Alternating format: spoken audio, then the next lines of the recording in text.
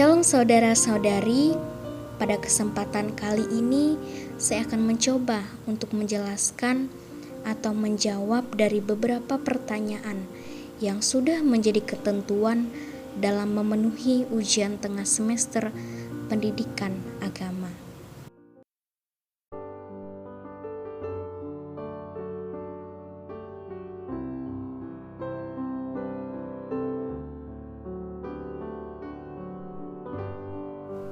Selain daripada itu, agama juga bertujuan untuk memberikan pengajaran kepada para penganutnya agar dapat mengatur hidupnya sedemikian rupa, guna untuk memperoleh kebahagiaan pada dirinya sendiri ataupun untuk masyarakat sekitar.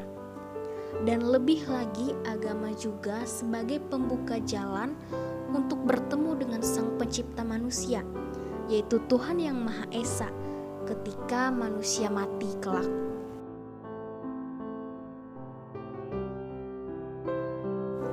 Di dalam kekristenan, keselamatan hanya karena iman saja.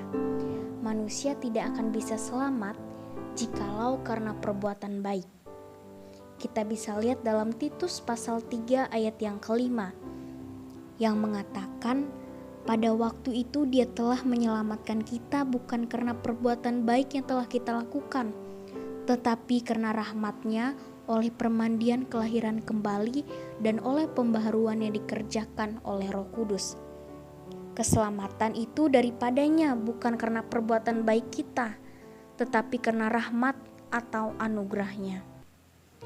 Jikalau ingin keselamatan itu dengan perbuatan baik, harus ada syaratnya, yaitu harus taat sempurna dan tidak ada satupun kesalahan yang dilakukan. Begitu ada satu kesalahan saja, itu akan gagal semua. Kita bisa lihat juga dalam Yakobus pasal 2 ayat yang ke-10. Sebab barang siapa menuruti seluruh hukum itu, tetapi mengabaikan satu bagian daripadanya, ia bersalah terhadap seluruhnya. Dan hal tersebut tidak ada satupun manusia yang dapat melakukannya. Di dalam Perjanjian Lama, kurban sudah dilakukan. Kurban sendiri adalah sesuatu bentuk yang sakral yang hanya dilakukan oleh orang-orang tertentu dengan memotong hewan atau binatang yang diperlukan sebagai ungkapan perdamaian dengan Tuhan dan sebagai bentuk penebusan diri mereka masing-masing. Tetapi di sini kita percaya bahwa kita sudah ditebus oleh Yesus Kristus dengan darah-Nya yang mahal.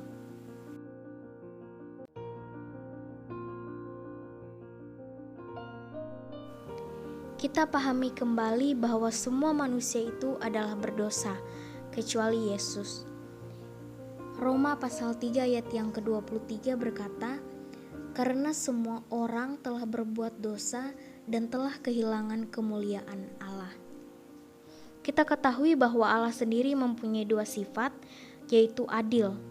Di sini keadilan Allah menuntut manusia untuk dihukum. Sifat yang kedua yaitu kasih, menuntut pengampunan yang membuat Allah membebaskan manusia berdosa dari hukuman. Oleh sebab itu, agar keadilan dan kasih Allah ini tetap berjalan, maka harus adanya kurban pengganti atau yang bisa disebut dengan substitusi. Tetapi di sini dibutuhkan satu pribadi yang dapat mengganti, yaitu dengan syarat ia adalah 100% manusia, karena yang berbuat dosa adalah manusia itu sendiri dan manusia jugalah yang dihukum.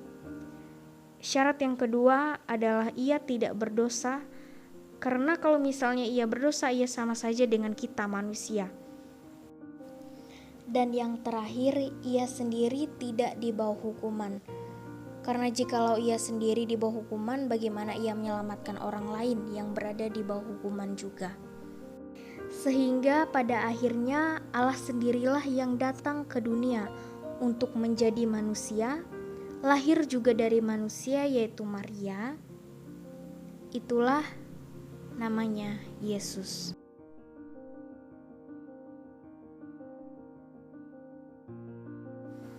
Yesus tidaklah membayar seluruh dosa umat manusia. Yang ia tanggung adalah hukuman dari manusia, yaitu maut atau mati. Ketika kita berdosa, Yesus sudah menawarkan keselamatan, yaitu agar kita menjadi hamba atau miliknya. Kita juga bisa menggunakan ilustrasi ketika kita ingin menyeberangi sebuah laut yang luas.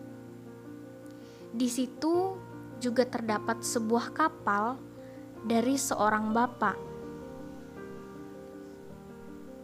Kita bisa menyeberangi lautan tersebut misalnya dengan berenang, dengan usaha kita sendiri. Itu bisa, tetapi tidak sampai ke tujuan kita, atau bahkan kita bisa mati di tengah perjalanan, di tengah lautan yang luas tersebut. Jadi semuanya bergantung pada kita, dan disitulah kepercayaan diperlukan. Apakah kita mau percaya terhadap tawaran yang diberikan untuk menaiki kapal dari seorang bapak tersebut, atau sebaliknya kita ingin dengan usaha kita sendiri, tetapi kita tidak bisa sampai kepada tujuan tersebut.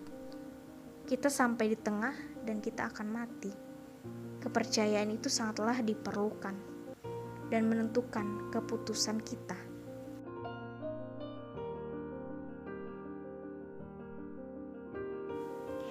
Arti dari percaya.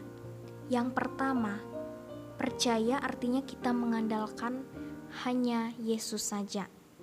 Yang kedua, adanya penyerahan diri sepenuhnya atau 100%, tidak hanya setengah-setengah atau hanya dalam beberapa saat tertentu saja. Yang ketiga, percaya yaitu harus adanya bukti, tidak hanya sekedar beriman di mulut saja tetapi dapat menjadi murid. Dalam Matius 28 ayat 18-20. Mengikuti Yesus sesuai dengan teladannya dan pastinya harus melakukan akan apa yang Yesus telah ajarkan. Sehingga akhirnya kita dapat menghasilkan buah jiwa-jiwa dan buah-buah roh. Tujuan Allah menyelamatkan adalah sebagai bukti kasih Allah, yaitu dalam pengorbanan dengan memberikan nyawanya sendiri. Itu adalah salah satu bukti kasih yang paling tinggi. Tujuan Allah untuk menyelamatkan bukan hanya agar kita masuk surga, tetapi mencari orang-orang yang mau untuk menjadi miliknya atau muridnya.